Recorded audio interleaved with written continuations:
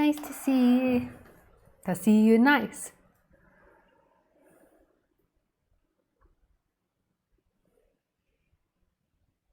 Welcome to Livestream. If this is the first time you've ever been on Livestream, then I'll tell you how it works. You can either call in or you can write to me on Skype. And my Skype address is Lisa Cairns 12. And you need to have a headset if you want to speak to me and good internet connection. But you can also write your message as well. I do these talks every Sunday and Wednesday at 6 p.m. French time on my YouTube channel. And if you don't understand or you need more information, then you can go to my website and look at live stream, and it will tell you about when I go live and the times that I'm not live. Sometimes I can't make it because I'm traveling or doing something else. So you can keep updated there. You can also subscribe to my website and subscribe to my YouTube channel, and then you'll get live updates of when I go live, or you'll get updates of events that I'm doing. So events that I'm doing is none. I'm currently not doing any events, just sessions.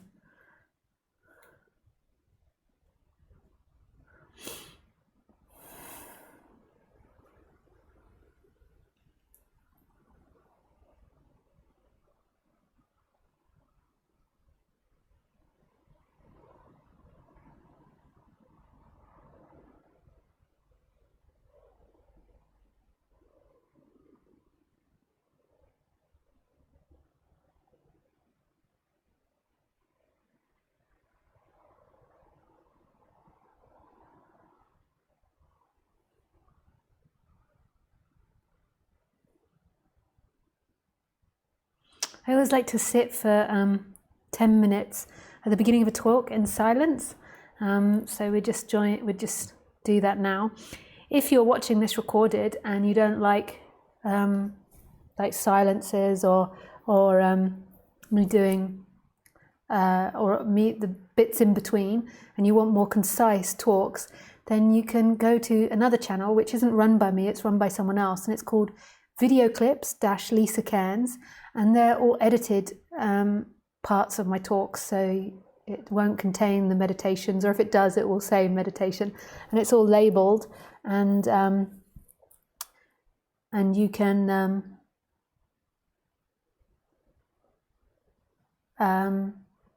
pick the title of the talks that you want. So that's called Video Clips Lisa Cairns.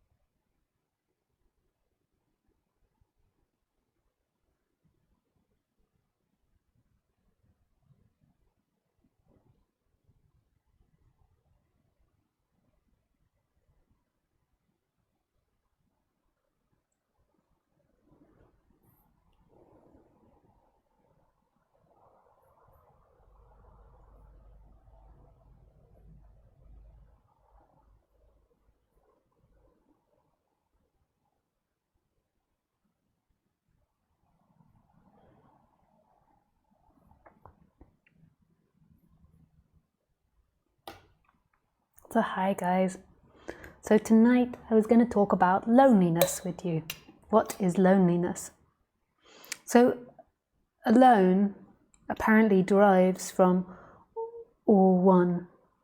So alone, to be all one.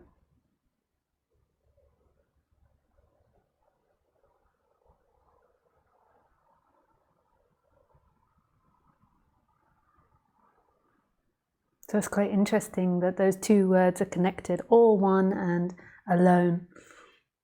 And then we've got loneliness. Loneliness. I think it's one of humanity's fundamental fears of being alone, of not being part of a group, of being abandoned and being alone and having to do things for yourself.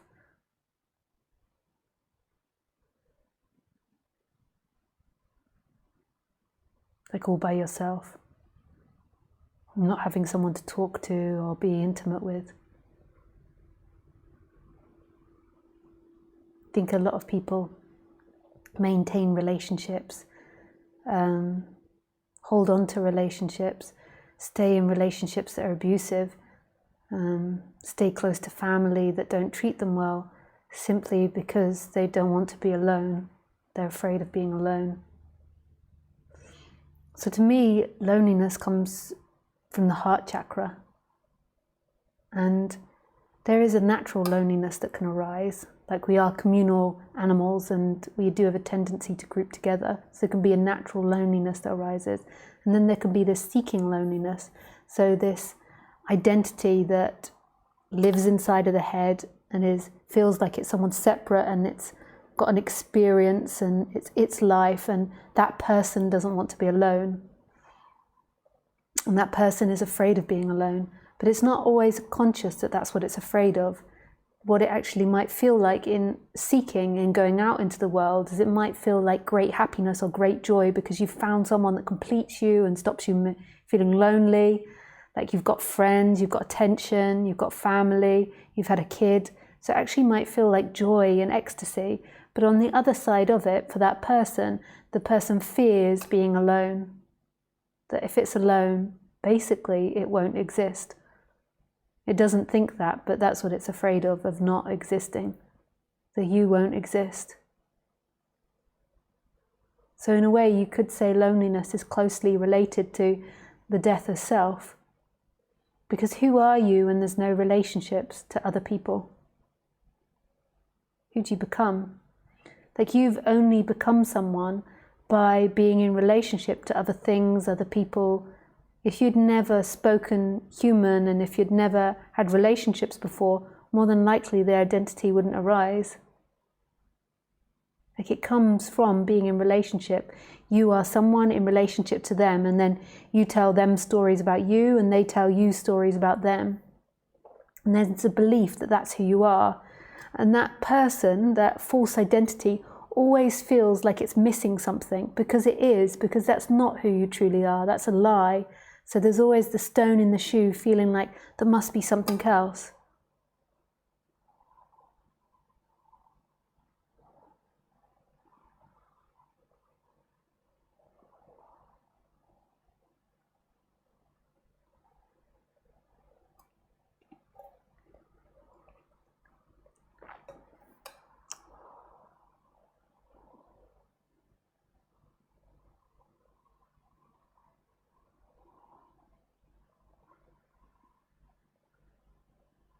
So what else is there?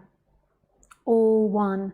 So beyond that person that feels lonely, that's trying to fill that hole, that's trying to hold on to relationships or hold on to events or hold on to scenarios or to live in this story of itself in order to not be naked and vulnerable and here. So what else is there? There is something beyond that. There is something which is you, that's got nothing to do with you having relationships or friendships or intimacy. There's something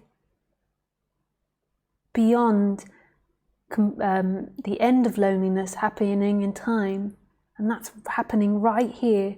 It's that which is experiencing now. It's the most closest sense of being.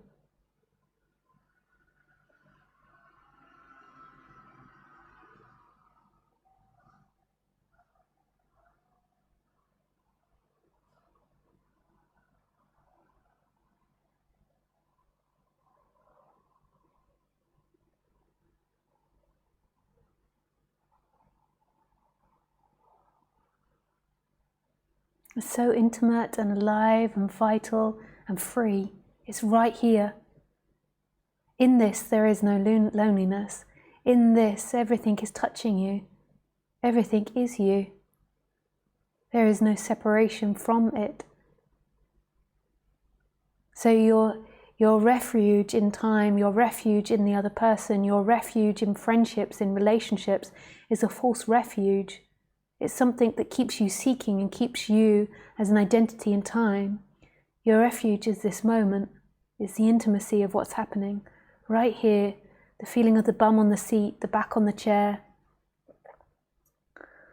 the breeze, the coolness of the air, your organs.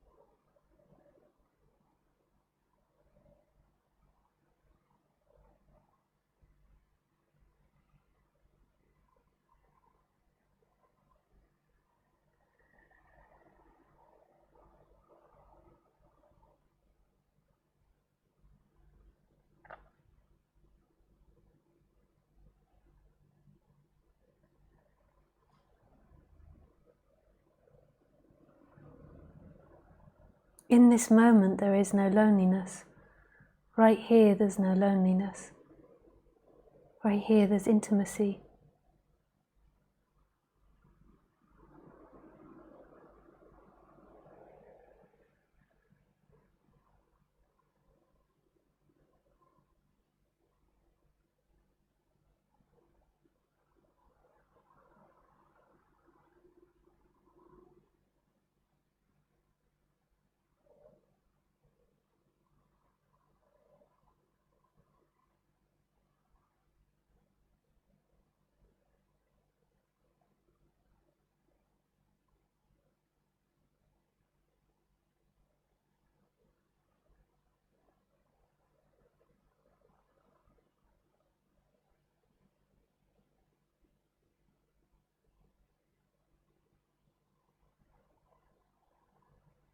So this loneliness on the human level comes from the heart chakra.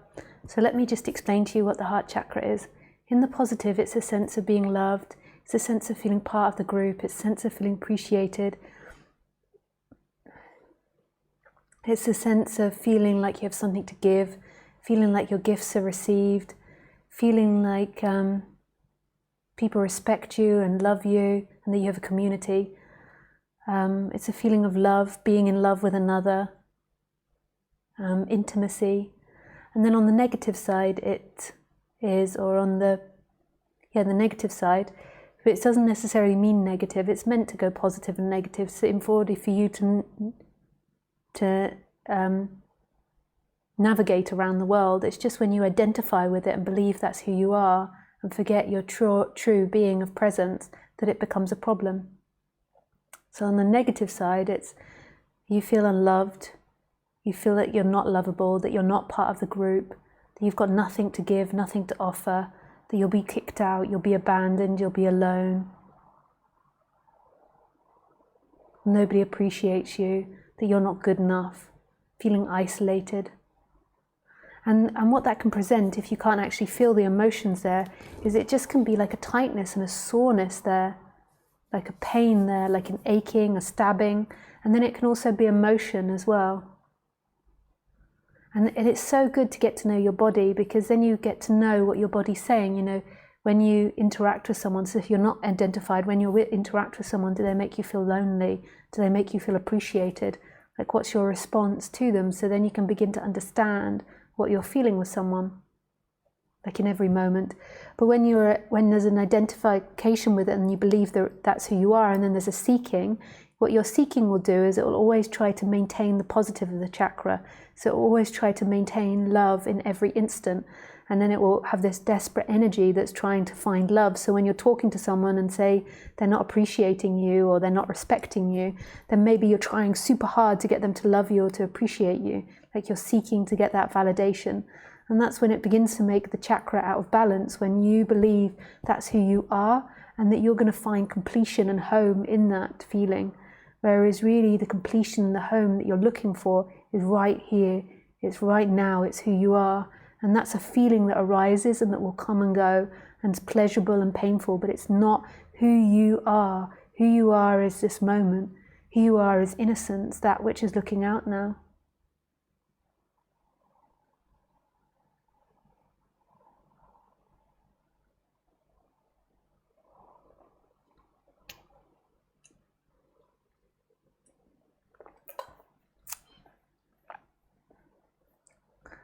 I'm just going to look in Skype and make sure that everything's working okay. I haven't got it on at the moment.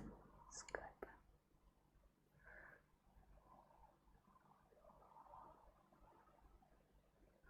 Sometimes people are sending me messages going, "We can't hear you, we can't hear you."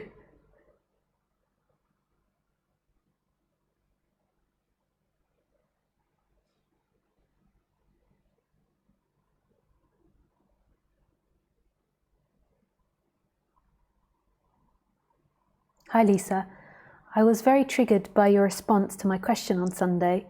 I'm wondering if experiencing, this is from Ian, I'm wondering if experiencing and eventually seeing through triggers can relate or lead to an energetic shift, or is it, if it has nothing to do with it, should we be treated separately?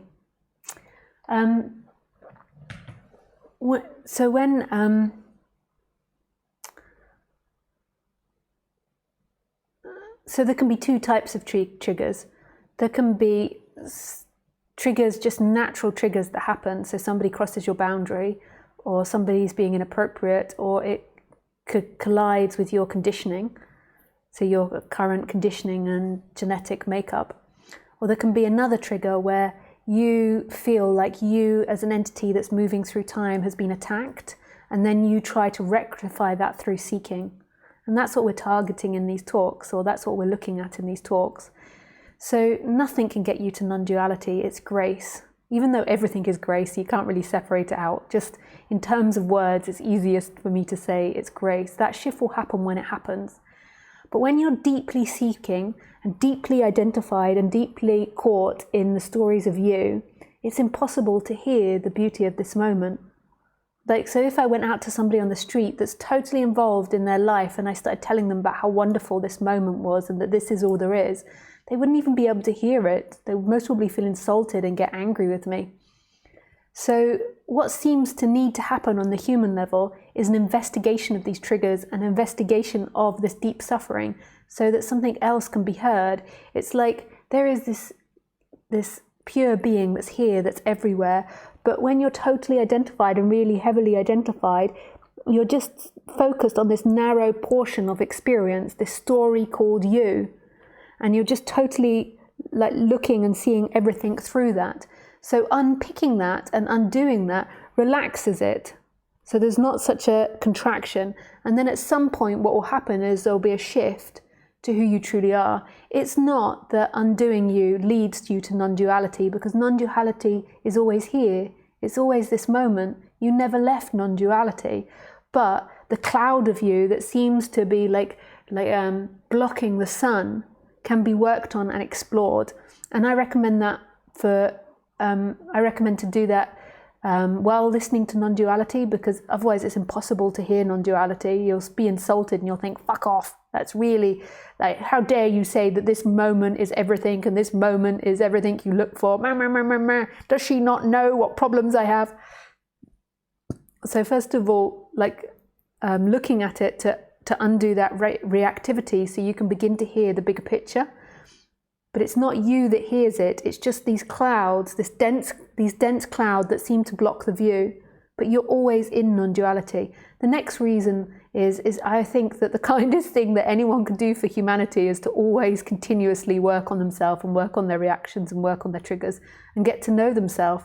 So on the human level, the nicest thing you could do, and one of the greatest things that all of us can do, is to always expand our limited conditioned responses. And that's an ongoing process that will be endless for me, for anybody, because society and our conditions are always changing. So you can always open up to something bigger and more expanded than you. Knowledge is infinite. Your condition and your ways of reactions are infinite. This world is infinite. It reflects it back in all the details of life. I can't even remember what I responded to you last time.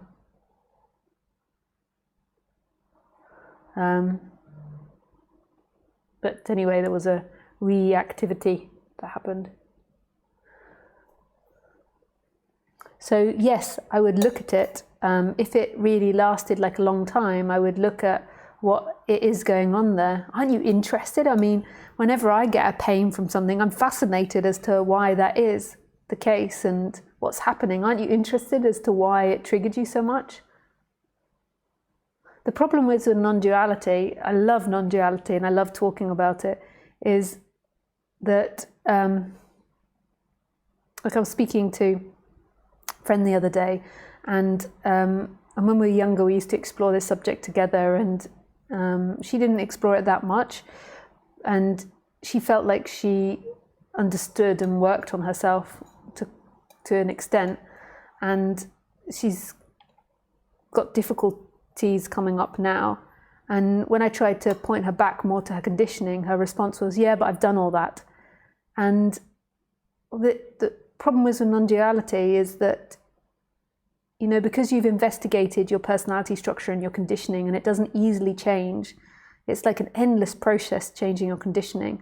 There is this easy mentality that comes with non-duality that you don't need to explore that anymore, or that you shouldn't explore that anymore, or that you're done with that. Whereas really, it's an endless process, because you're always getting reconditioned, and your conditioning is deep in your psychology, and the human condition is like deep embedded in our DNA. Because you're not only releasing your conditioning, you're also releasing all your ancestors' conditioning, and it's deeply embedded.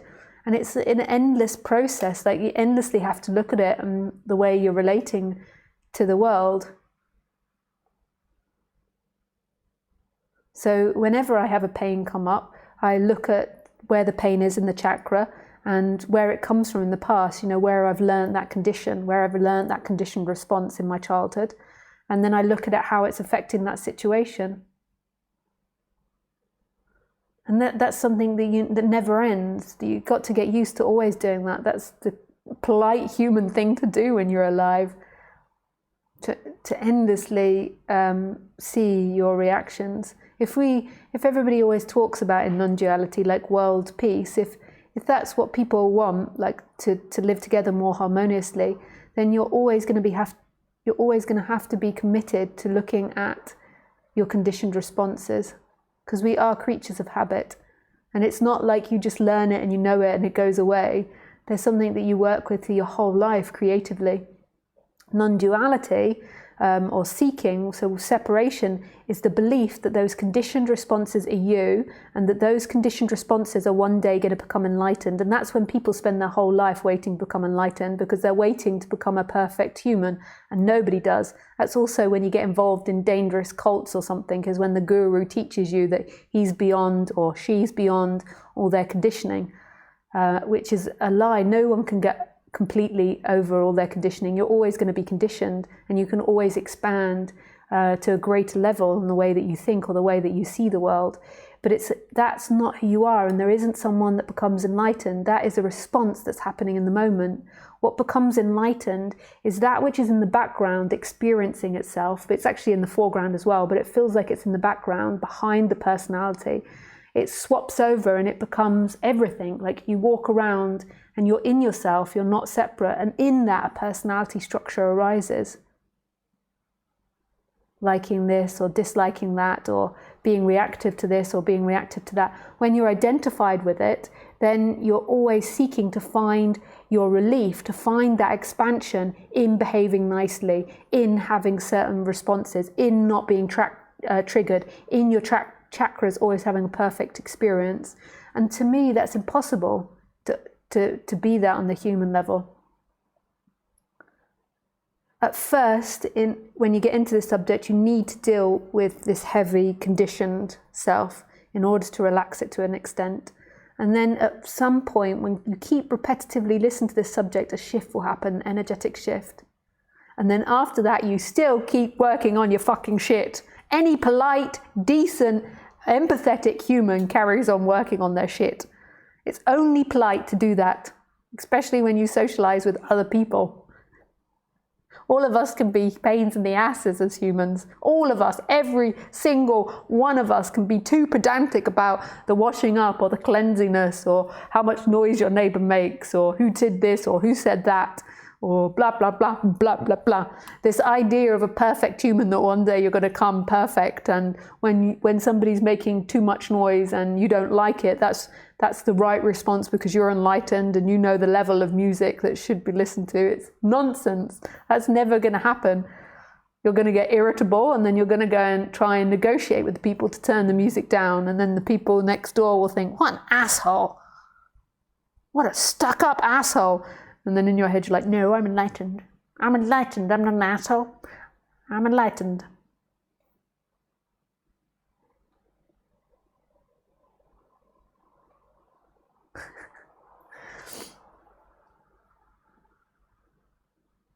Hi, Thomas. Thank you for your nice music and words. I had to stop replying to people on Skype. Like if you send me messages outside of Skype, I stopped replying to them now because it's too much to keep up, and there's yeah. But I appreciate all your messages and nice words from people. Anna. Hi, Anna. Hi, Lisa. Sometimes I wonder what the difference is between being empathetic and projecting. Could you maybe say something about this? Lots of love, Anya. Hi, Anya. Well, in a way, everything you see is a projection. Everything. Like everything's a projection of the brain. You never step out of the brain.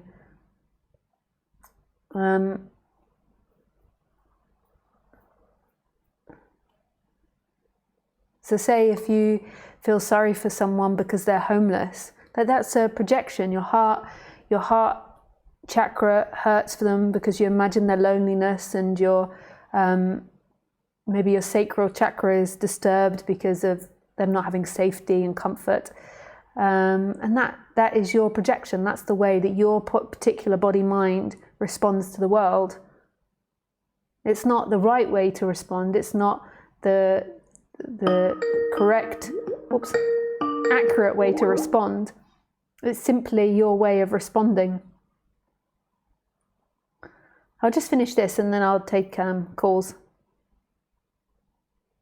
from people. So everything is a projection of your brain. Like everything you see is Anya's particular way of seeing the world. And there's got to be humility to that in every situation, that the way that you see the world isn't the correct way. The reason that you're most probably asking about this is because when you get into dialogues with people, you're trying to work out, like when you're getting into seeking patterns with people and when you're simply expressing yourself. And that's a difficult line, like to find. It's most probably done by feeling, like really being honest with the feeling body in the moment, but that's very difficult to do, but it's possible. But thanks for your question, Anna.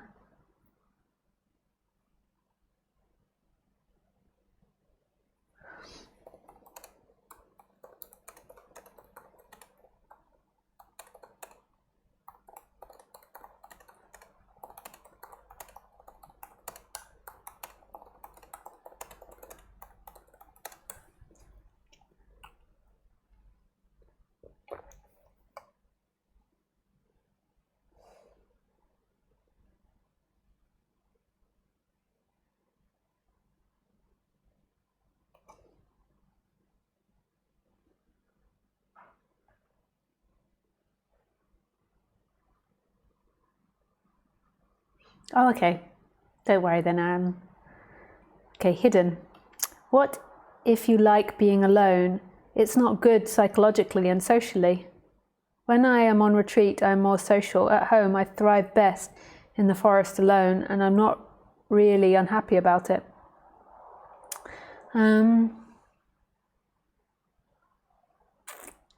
Yeah, there's nothing wrong with that at all, with liking being alone. It's just as long as when you're, with people, there's nothing wrong with this, but are you in avoidance when you're with people? Like, is there a difficulty in socializing? And if there is, so if it's that you like being alone, like maybe you like being alone, like I like being alone, and there's nothing wrong with that, but maybe there's also a part of it that finds it difficult socializing with people. And I think it's good to have an exploration of what happens in you, if there's any seeking energy there, or what happens when you are with people and your responses in your chakras. And is there something that you're avoiding? Or is there something you're trying to get to? But it's beautiful being alone. I live, in the middle of nowhere. Well, not the middle of nowhere, but in quite a remote place for Europe. For Americans, it won't be anything like what they call remote. Yeah.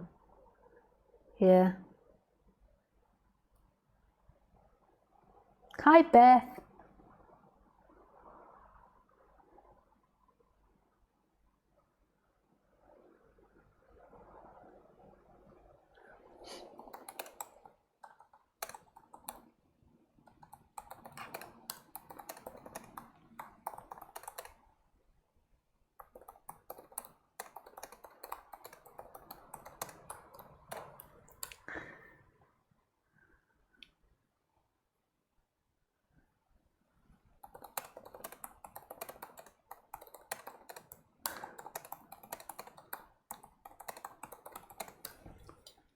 So in this, like, I'm writing to people, so they've called me, but I'm aware that they might have called me by accident. I don't want to embarrass them or shame them by suddenly calling them out of the blue and then finding themselves live with 130 people watching. So that's part of my empathy. Like, I'm quite a reserved person, and that's the sort of way my brain works. This is from a question that was earlier, and that's projection. But not a negative projection. It's not like, oh, that's projection and you need to do this or you need to do that. It's oh,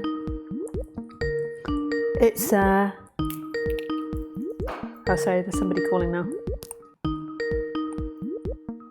Hello, Anne. Hi. Hey, nice to speak to you.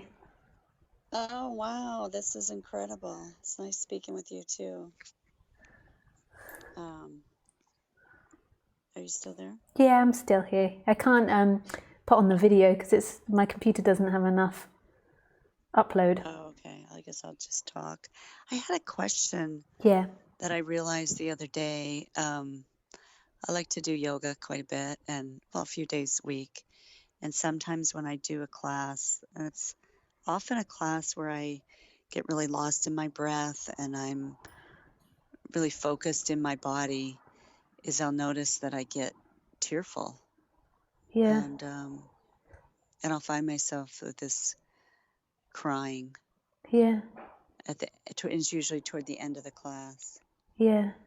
And I'm just so curious about that. I mean, I pretty much just kind of allow it and let it be there. Yeah.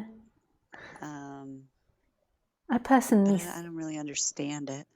yeah, I personally see that as release. I see that we hold our stories in our body, not just our stories, previous lives. And when I say previous lives, I mean your like genetic history, like your mum's story, your dad's story, your grandmother's, like your ancestor's story in your body.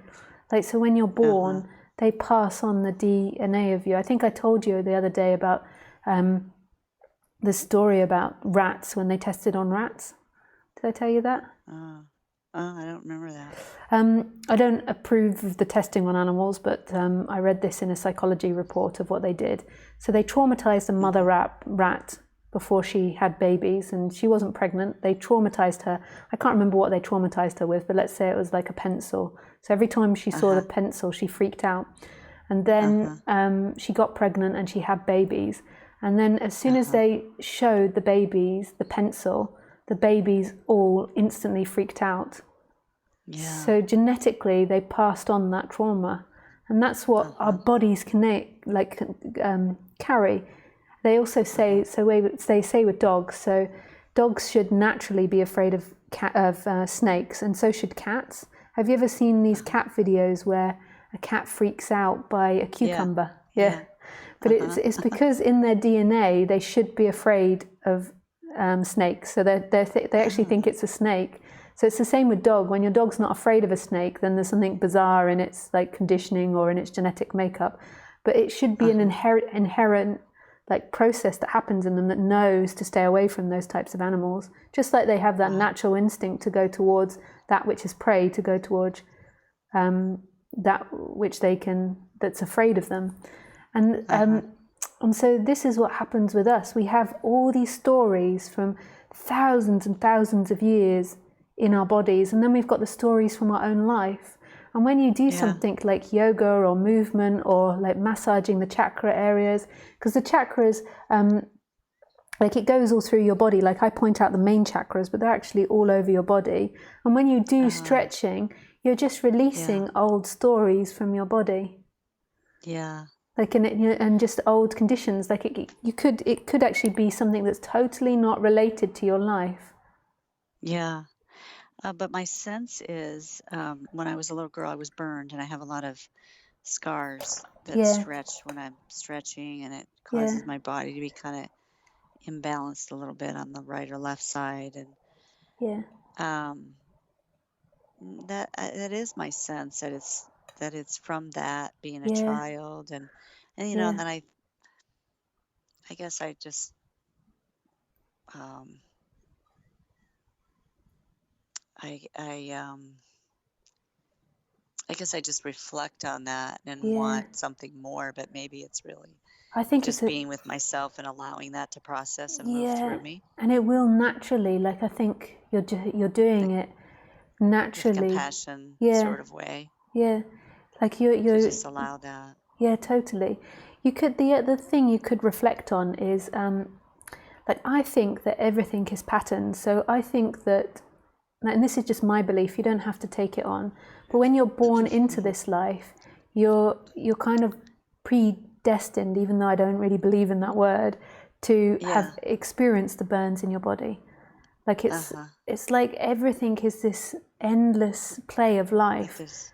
and Yeah. it's like your mother's life and your father's life and the Yeah. way they thought about themselves led you to the action and led you to your actions. So when you're crying about it and it's passing through, you could also see if you can evoke like some of your mum, like what your mum used to tell herself, what your mum felt about herself, like what your mum felt about her body, like how she viewed herself. And you can also like do an exercise of just imagining like these previous lives, like what women felt about their body, like the way that women's body was used in society, like how our looks were used, and in a way to just feel into yeah, that. yeah. If you can have, I mean, it's a bit difficult when you're after a yoga class, but if you maybe when you're sitting in your car driving home, just see if you can evoke some of the imagery there and see if anything touches you more. The empathy of that. Yeah. And see if you can feel it in your body coming up, like that it relates to you, even though it's not your story, you also feel like it's your story. Oh, that's really interesting. That reminds me of family constellations. Yeah. Where, you know of that? Yeah, I do. I've never actually done it. I've only ever been described it by people, but I would love to experience it and do a class. Yeah, it's the most phenomenal. Like it's just how you're describing the multiple generations and the impact it has on us. Yeah, totally. And so much of what we're speaking and doing is related to the generations that came before us, and also the what you do and what you're experiencing will relate to the generations that come after you. It's all one in the end. Oh, right. I see that sort of thing with abandonment, you know, like I felt abandoned as a child in these health issues that I was having, and my parents must have at some level had their own feelings of abandonment, and then I end up adopting children who are abandoned, who are abandoned by their biology. Yeah. And I wonder sometimes, how does that fit in if you're adopted? How do you rectify, you know, your birth from your biological? Yeah. I mean, It's like it's an ongoing process, all of us, like releasing these human dynamics. Like it's something that we endlessly deal with, because even if we become a really like enlightened race, we're still going to be traumatized by our environment. Like we still have to die. We're still going to have struggles in the daily flow of life, which will affect us. And it's always going to be our job to overcome that and to recognize that and to see it as something that helps us grow rather than something that pushes us down. Seeing it as something that helps us to grow, that's really nice way to look at it. Yeah, and it'll be really interesting in like 10 or 20 years to then with your children to see how abandonment, like if they are open to talk about it, like to see how abandonment plays in their life, like in what way it played out, or what as actions their life plays out too. Yeah, if they have perspective on it, which it sounds like your children are quite open-minded, so they might be able to, you know, when they're 40, reflect how they made this decision or did this or went that way or this way because of abandonment. Yeah. So we just keep reflecting on that. Yeah, and feeling it. Like it's so good that when you do the yoga you cry, like because that's the sign that you're more and more in touch with your body. Like that's so sensitive to stretch and then be able to feel the sadness from that. Yeah, it is. It feels really like I don't want to be with the teacher unless the teacher's very sensitive. Yeah. You know, when the teacher's sensitive, I feel like I can be more real into that expression too. Yeah. And there's some way it seems natural to just lean into that. Yeah. Just how you were saying earlier, like loneliness is, we're not lonely when we're right here with ourselves. Yeah.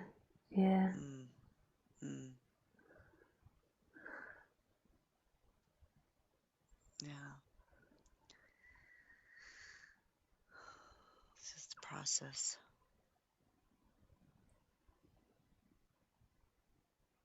Yeah, this endless process on the process. I tried to say it in American then. Like you say process and we say process. Well, South England say process. Process. Process. So yeah, Gotcha. this in this process on the human level, and then on the absolute level, it's so still experiencing this phenomena of life, like right here, right now, never leaving this moment, always supporting everything it creates. Oh, yeah.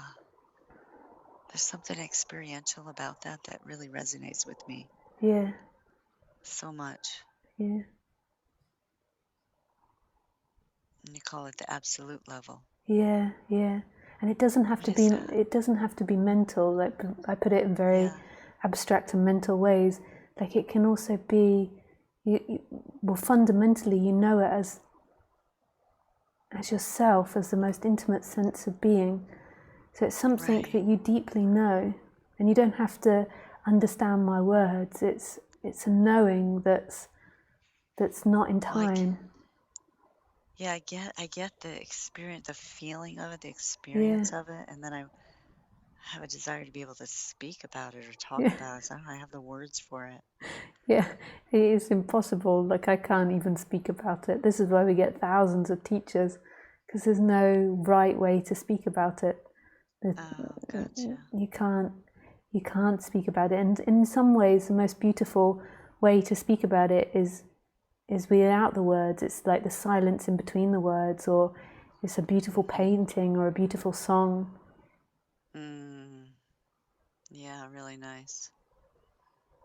I think that's part of the reason I haven't wanted to be around people who are full of a lot of energy and talking. And it's like I love the being with people and having silence in there.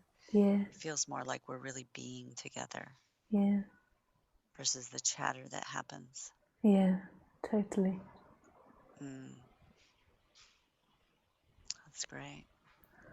Thank you Nice. for taking my call. That was Oh, it's really pleasure. Thank you for just calling. shocking. Yeah, Nice. yeah, thank you. Thanks, Anne. Bye.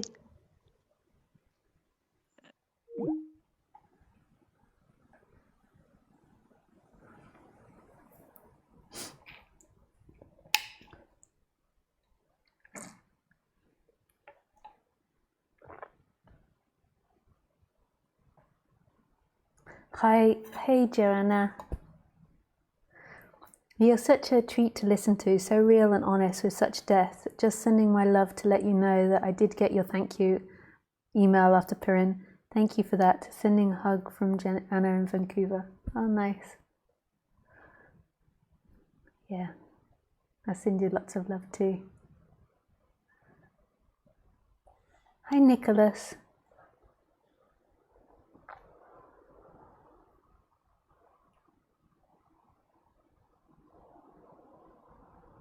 Hello, Lisa.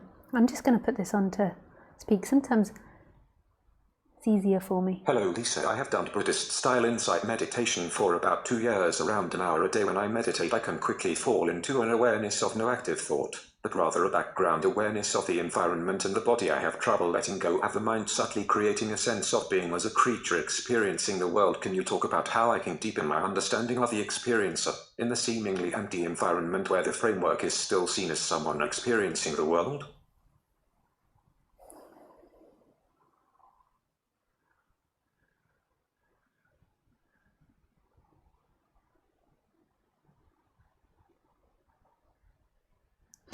Yeah, so one thing that I can say is that you believe that you've got to let go of the mind. Whereas who is this I that's got to let go of the mind? Like, who is this you that lets go of the mind? So it's easy from my talks to get into this idea that you exist as someone and that it's your job to get to enlightenment. So it's easy to think that I'm giving prescription, but actually I'm giving a description of what can happen. And so there can be a process of you investigating, and it feels like you're investigating and you're doing it, but it's actually something that's arising. If you really investigate every thought, so when a thought comes up and says, I can let go of the mind, I see the background, I see the emptiness in the background, where do those thoughts come from? And see that at the base of those thoughts, there is no I. There isn't somebody they're coming from. They're coming from not a place, no thing. And what happens is, in awakening, is not that you get to somewhere. It's not that you work it out and that you get to absolute being or the absolute. It's that there is a breaking through this idea that you exist, and then the relaxing back into who you already are, what's already here. And it's not somebody that breaks through themselves, it's something that naturally happens. So me saying this, it might create an investigation, it might create thoughts that happen investigating, and there might be a breaking of the mind or a breaking of the way that you see things, or a relaxing of the way you see things, and then a shift happens. But it's not down to you. So when you're trying to get to pure beingness, you will never arrive there. You will arrive there and then lose it, and get it and lose it, because the person can never be right here. The person is always in past and future. So who are you? What's right here without you? And there's this alive presence, there's this sense of being, and this empty looking. And it's already here, and then your mind looks around at it, or tries to look around at this empty being, and then thinks, I can see it, I've got it, I'm enlightened. But that's a separation. Right now, there is pure being looking out. It's happening naturally. Even if you're identified in a knot of you, there is this pure being looking, experiencing.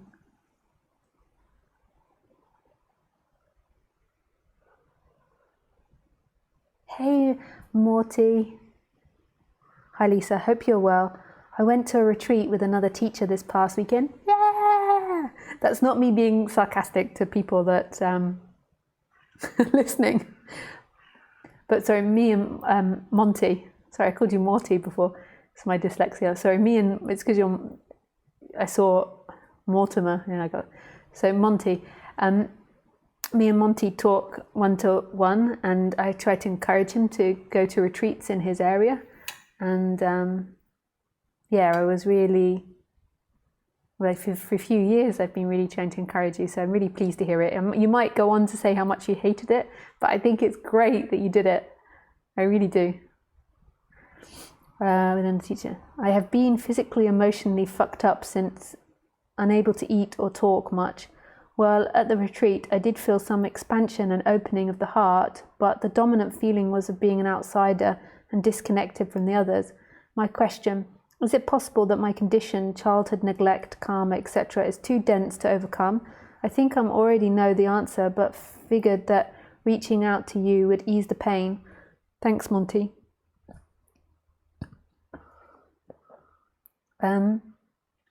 No, I don't think it is at all. Not anybody's.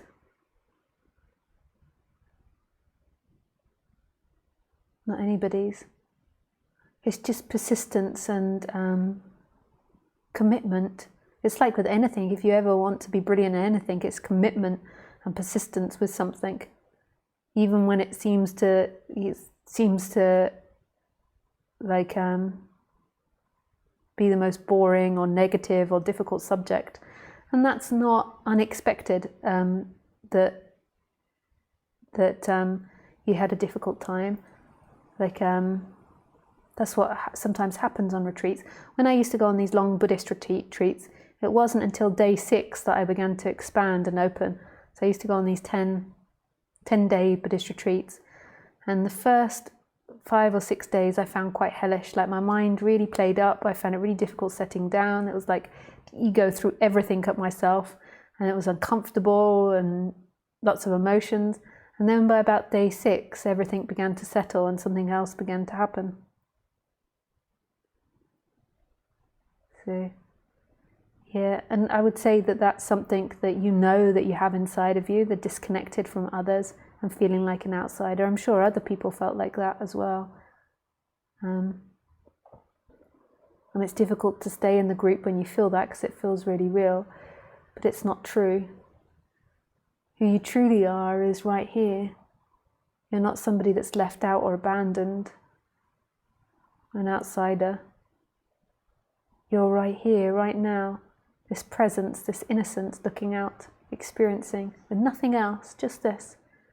And then your chakras go into different colors. So maybe when I'm speaking, you feel rejected, and then your heart like goes into like a difficult, like a tight feeling. But still, you're right here, right now. That's still without words. That's just a reaction happening. It's innocence. So you could say that whole of life is holding that difficult sensation in the heart. What happens when you're seeking, when there's big seeking, is that quickly goes up to the mind, and then the person really doesn't want to feel that discomfort, so it quickly tries to rectify it, often making it worse, or it gets stuck in stories or loops of things.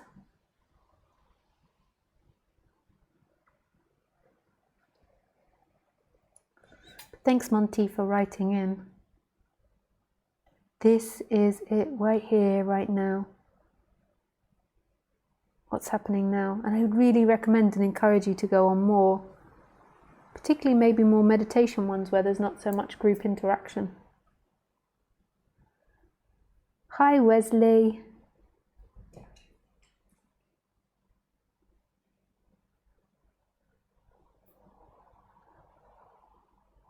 Hi, Lisa. Help me come home. I feel no self-love.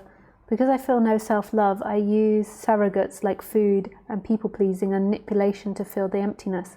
I see how empty and damaging this is, and so I just avoid people and fear people as I don't know how to relate to others, then in abusive, unhealthy ways. I don't trust myself not to hurt myself and others. Did you want to call in, Wesley, or would you like me to respond to this? Maybe it's best you don't call in. Maybe I go too deep with you and then I make you feel vulnerable if you call in. I think that you need to speak with someone, like start working with somebody that talks about this subject. Like, I'm not trying to sell my one-to-one sessions. Like, it really sounds like that. But I would just recommend going to events or going to talks and just trying to meet someone else that you can talk about this subject with and explore all these feelings with, like one-to-one. That would be my recommendation.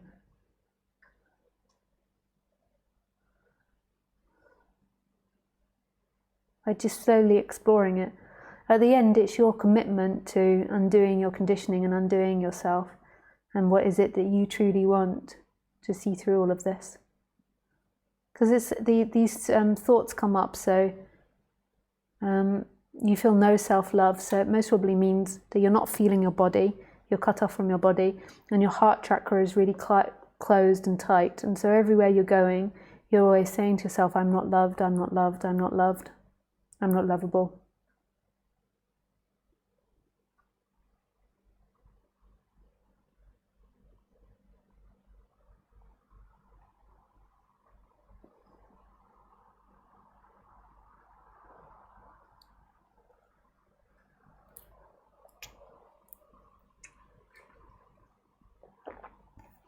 And then what happens is then in the seeking energy, so it goes into your brain, you're telling yourself you're not lovable.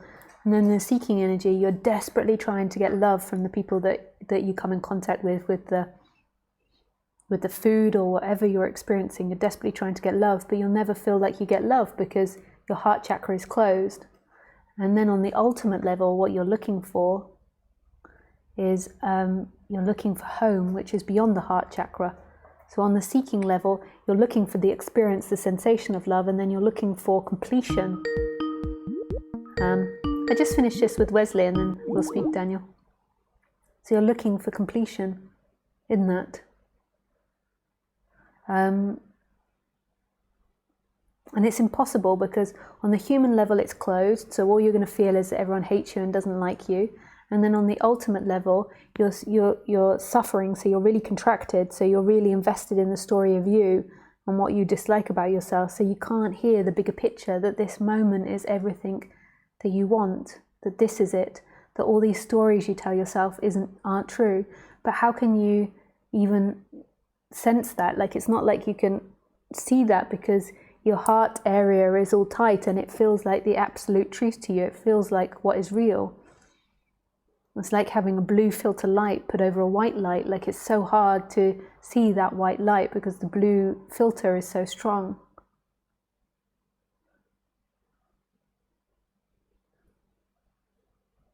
Thanks for your question, Wesley. Hi, Jan. Okay, Daniel.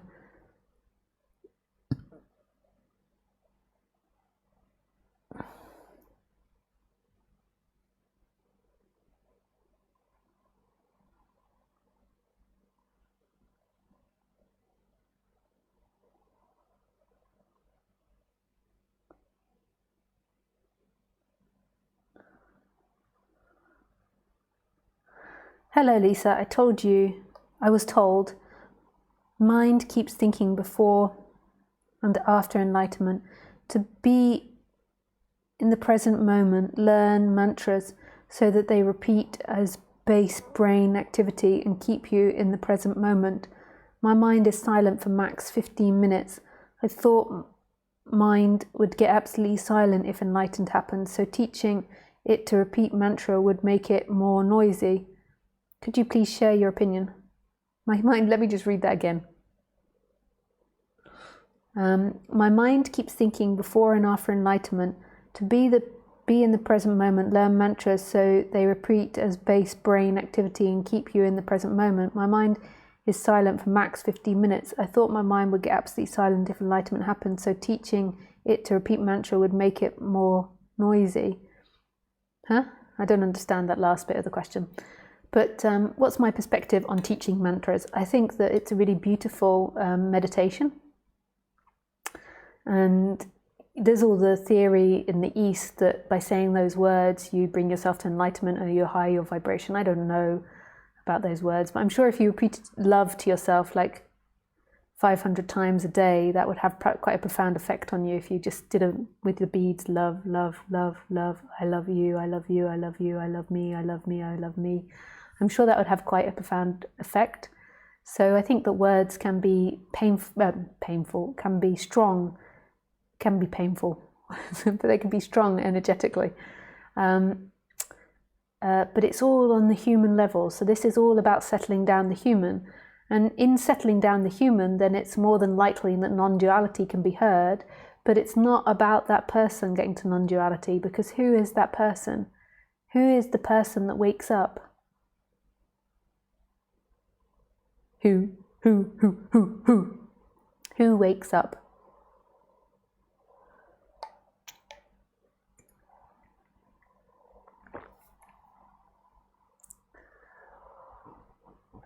Hi, Jordan. Hi, Lisa. Thank you for your answer 2 lives away. That's a really funny way to put it. I appreciate that. 2 lives away. I've just got to go back to Daniel. Hi, Daniel.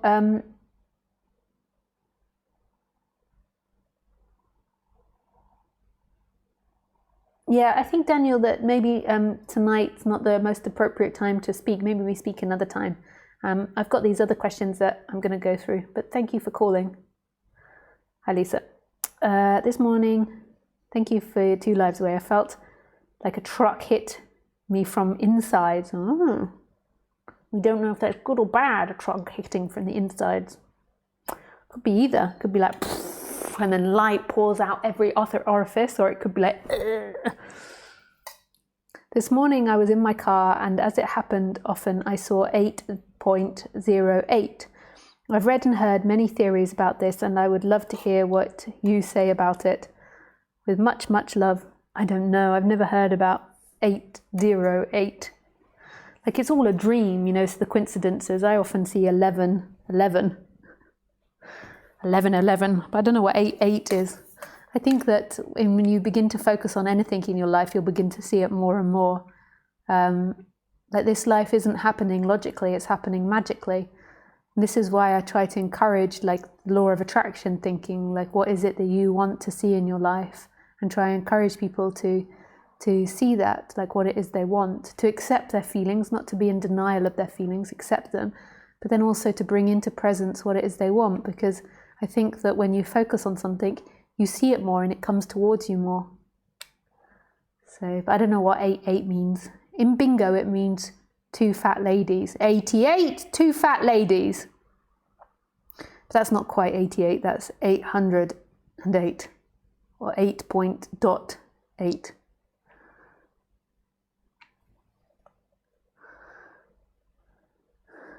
Hi, hidden. But I have problem being silent with people. It's some sort of discomfort that comes up and I have to start talking. It's a painful problem actually. Do you have any thoughts about this? The reason? It's love. It's to do with wanting love from people. It's the heart chakra and feeling like you're not good enough if you're silent. Like you have to talk and you have to get love and appreciation from the person. And it's like a compulsion, like an addiction. And you need to get appreciation or attention from people. And it's just sitting with that feeling. So when you're with people, rather than acting it out and talking, just sitting there and feeling that feeling. It's okay to be silent and to be the silent one. You can be whatever you want to be.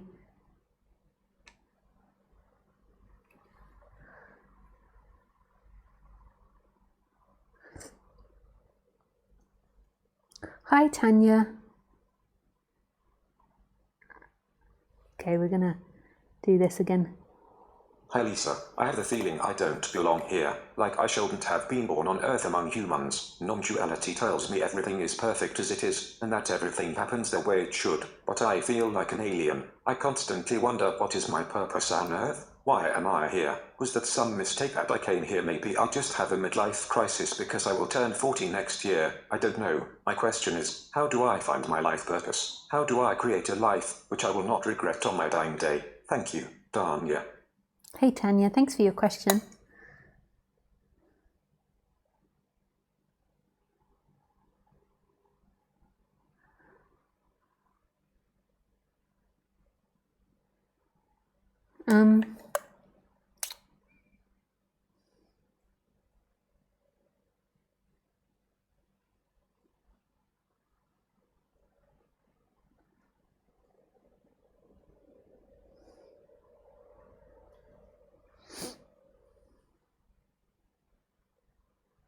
I think it's very common to have the experience of feeling like an alien if you have like strong empathy, if you have had maybe a difficult childhood, so you're different from people. Maybe if you've got really strong intelligence, you don't feel like you fit in with the majority.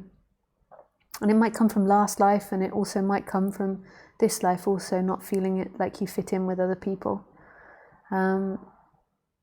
And it's a feeling that arises, and I'm sure it's a feeling that keeps distance or keeps separation from people.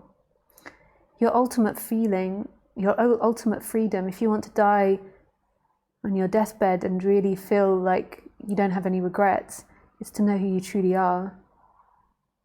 To really know who you truly are. So a commitment to that, to really discovering who you are. There's nothing in this life that will fulfill you. Whether it be really famous dancer or singer or whatever, it could be a writer, whatever floats your boat, being really rich, having lots of lovers, whatever floats your boat, kids. None of that will actually fulfill you. They are pleasures and pains, and they're not solid things that can fulfill you. So it's like you're not a jug in which they can just pour their juice in and fill you up. There's something that come and go in your experience. So they come in, say if you had kids, and there's moments of pleasure of them and there's moments of pain with them. And then this idea that they could fulfill you is like a redundant idea that creates seeking, like, because then you think your interaction wasn't satisfactory because you're waiting to be fulfilled. So really nothing in life will fulfill you, and nothing in life is your life purpose. Your life purpose of everything alive is to experience.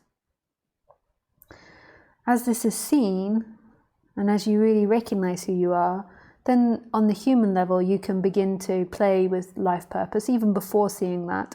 But just seeing it as, it's not life purpose, it's like motivation, like what it is you want, like understanding what it is you want or what it is you want from life, but seeing that none of that will actually be freedom. It's not what you're actually looking for. There are events and experiences that will come and go, and sometimes it will be good and sometimes it won't be so good.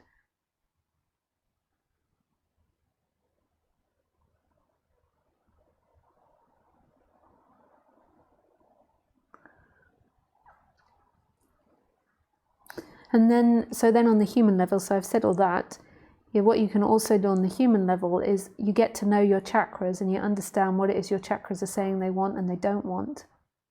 Normally, what a lot of our wants are based on is seeking to fulfill this identity, so this belief of this person that you think you are, and then seeking to fulfill that person, rather than coming back to the chakras and just understanding naturally what it is that your body is asking for, and what it is it wants, and what it is it's attracted to. And it's a very in the moment thing, and what your body naturally does. Like you might not realize, but I'm a teacher. Like I also write, I'm a writer, but even in the writing, it's like a storyteller. Like when you're a teacher, you're almost like a storyteller. You're telling people stories in order for them to evolve in their current workplace or situation or life. Like that's how we communicate. Like I'm telling you stories. Everybody's telling each other stories. Like even in mathematics, we're telling each other stories and we're building on those stories, and on science as well. And there's like a natural urge in my body to do that.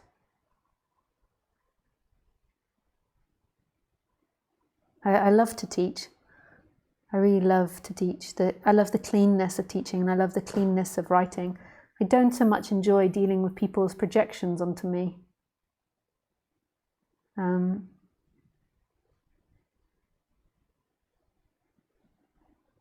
That part I'm still learning how to deal with. But I particularly love doing it through the internet, and I love doing one-to-one sessions because there is like a removal from those dynamics and those projections that go onto me, and you just work with someone intimately, and you can look at all of that rather than being in a big group or something. And when I'm doing it online, I'm not really dealing with that side of things. I'm dealing just with teaching. That I love that. It makes my heart vibrate.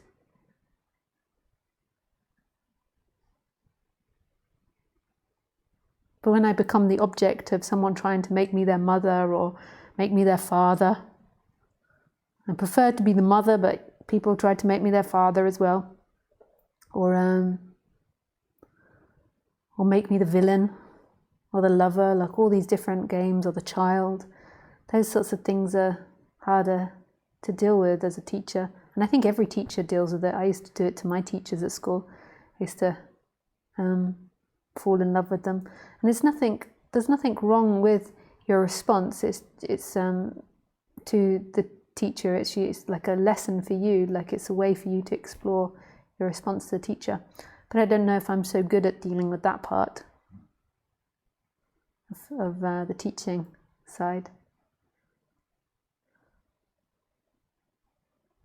But I love the act of teaching, of telling people this subject or exploring it with people or getting them to see it for themselves. And I love writing stories with this subject in it as well.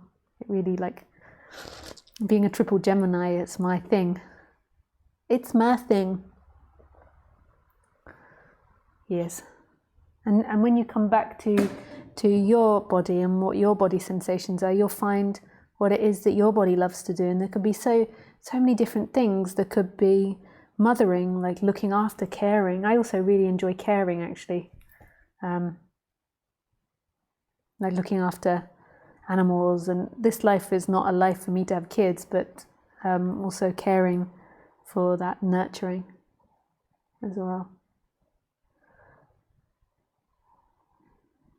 Could be lots of different things, being creative, being arty, making things, being organized, enjoying organizing things, paperwork.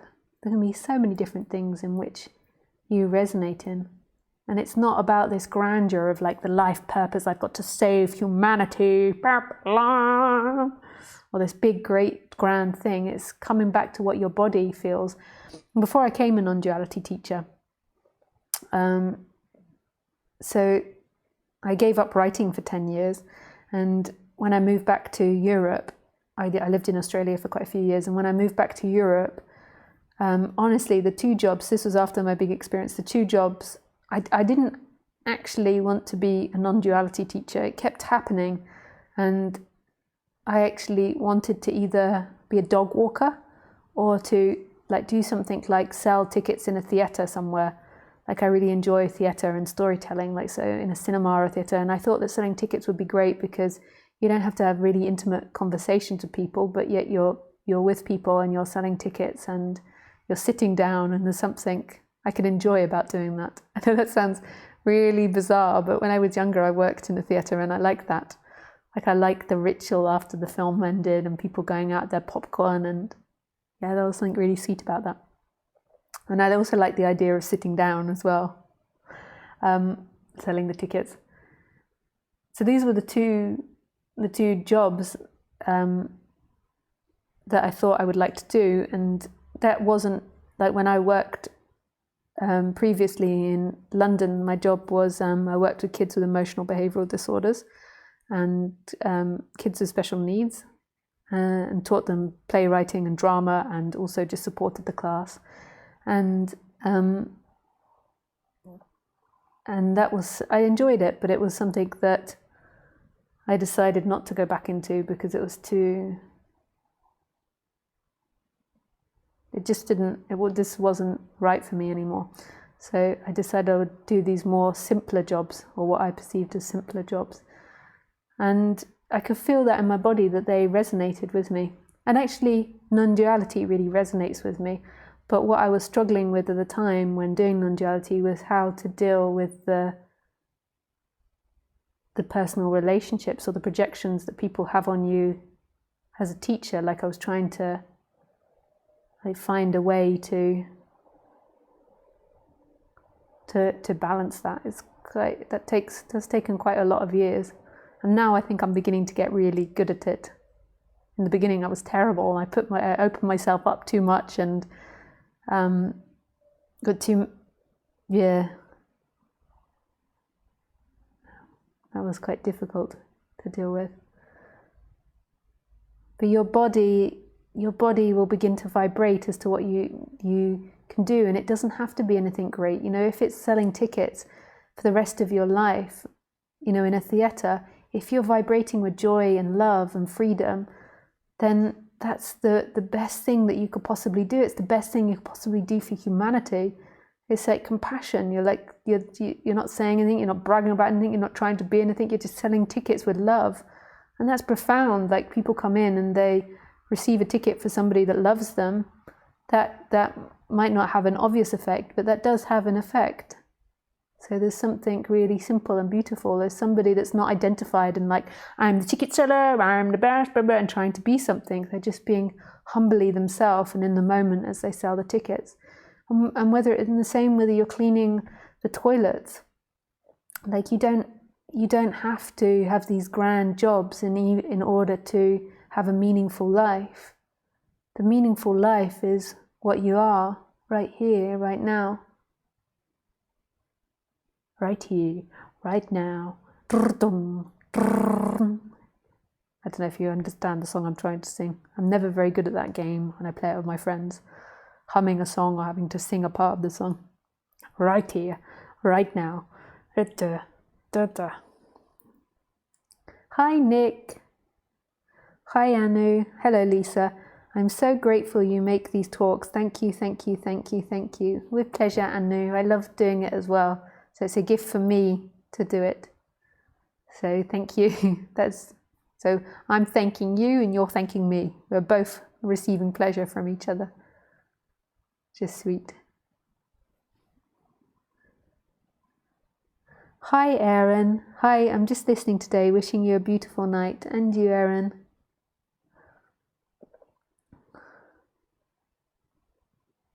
I just read the book Pointers from Ramesh Balsakar by Gautam.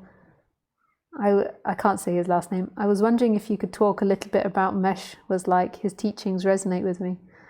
I also know Gautam quite well as well. When I used to go and visit Ramesh, Gautam used to be there every Sunday listening to the talks, and we socialized and new friends. And I still see him not that often, but when I go back to India, sometimes I see him. And sometimes I'm in contact with him.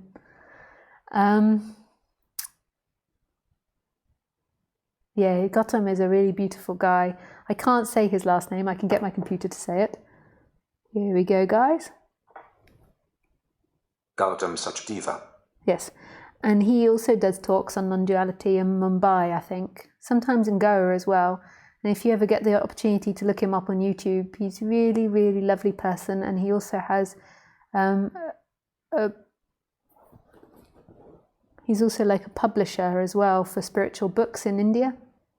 So I'm sure you can also find information about books that he publishes as well. I think he published all of Ramesh's books. Yeah, my heart's vibrating just at the thought of him. I haven't thought of him for a while. And just, yeah, the times we used to spend with Ramesh. Can you talk about a little bit what Ramesh is like? What was Ramesh like?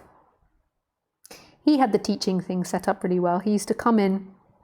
He did it in his house. He used to come in at I think it was 9:30 or 10 o'clock a.m. And then he would do an hour and a half talk, and then he would leave. And occasionally people would go around and meet him one-to-one, but not so often. And so he came in and did the talk, and then he left. And he did it in his house every day for 30 years. I think sometimes he had time off, but when he went traveling, but he opened up his house to people. And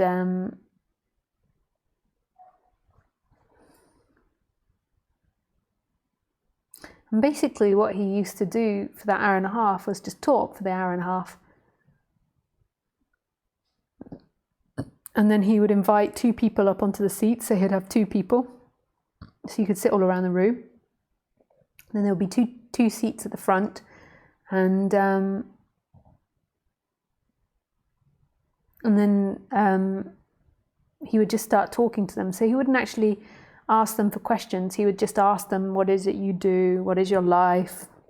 What do you do? Why would you come into this subject? What's your interest into this subject? And then he would just suddenly blast them with his non-duality or whatever he was teaching at the time. Like he spoke less about non-duality and more about the condition of the person. And then that would be the talk. And then maybe he'd have time to go on to the other person as well. Sometimes he'd get feisty with the people. Like if the person was feisty, sometimes he'd get feisty. And he was always in his rocking chair. So as he got more feisty, he would rock faster. It was a really beautiful experience. I was an asshole when I first met him. I was 26 and I had anger issues. And I remember the first question he asked me. I was so grateful for being there. I remember the first time I went there, got electricity all through my body just seeing him. And it was really profound. And I wouldn't speak to him, so I wouldn't go in the front chairs. I just sat at the back and hid. And I think I stood out like a sore thumb, like a 26-year-old blonde lady in his talks. Like a lot, I wasn't there in season, so a lot of it was like Indian people or some Westerners. And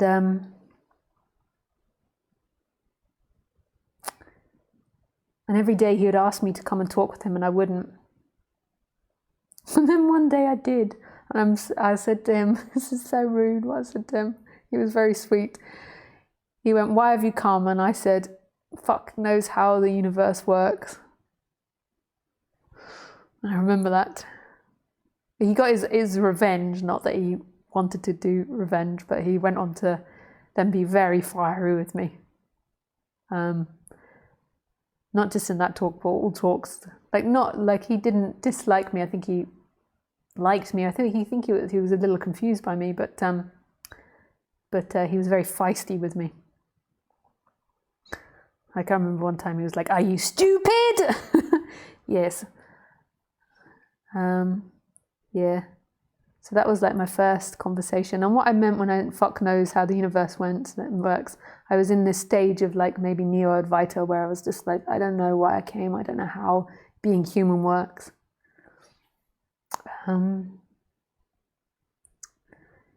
Yeah, and I remember him being he was feisty with me, but he was very kind and compassionate and just would keep repeating what he was saying again and again and again. And what I loved about going to the talks was just repetition of it, like going, and sometimes I'd fall asleep, sometimes I'd listen, and just that repetition going in and in and in again and again and again. I liked how practical he was. I liked how logical he was. I liked how clear he was. I liked some of his books. I didn't read all of his books, but one that I read I loved called The Duet of One.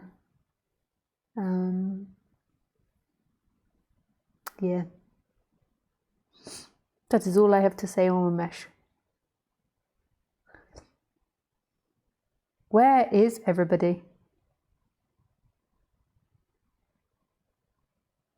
Yes, Thomas. This is.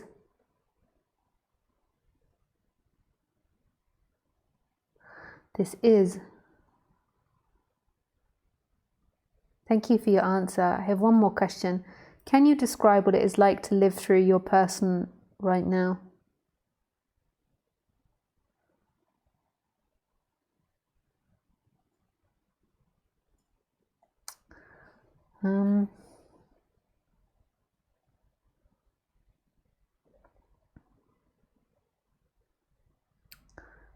It's changeable.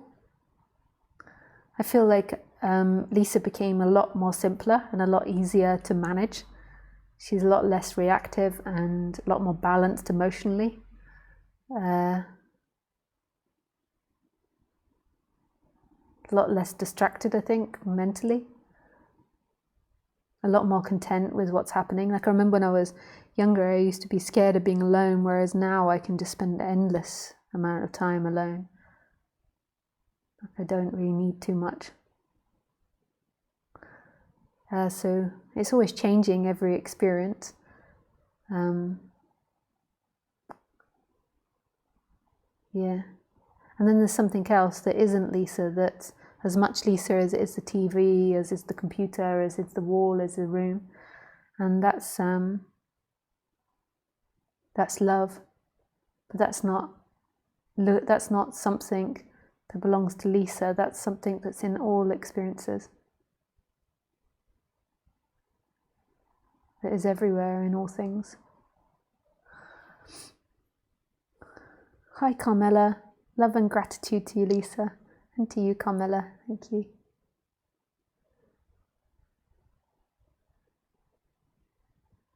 Oh, I can take these out now. I've been wearing them the whole session. I think that's enough for tonight. Yeah. I only did 2 hours.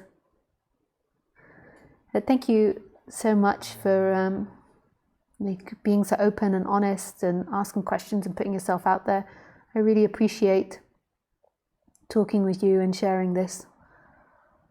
Yeah. So thanks guys. I wish you a beautiful week and I see you on Sunday at 6 p.m. French time. There are lots of questions that I didn't answer, so if I didn't get round to you, I'm sorry about that, and you can write in on the Sunday stream and ask questions then. Okay, now I go to walk in the rain with Khaleesi. Bye bye.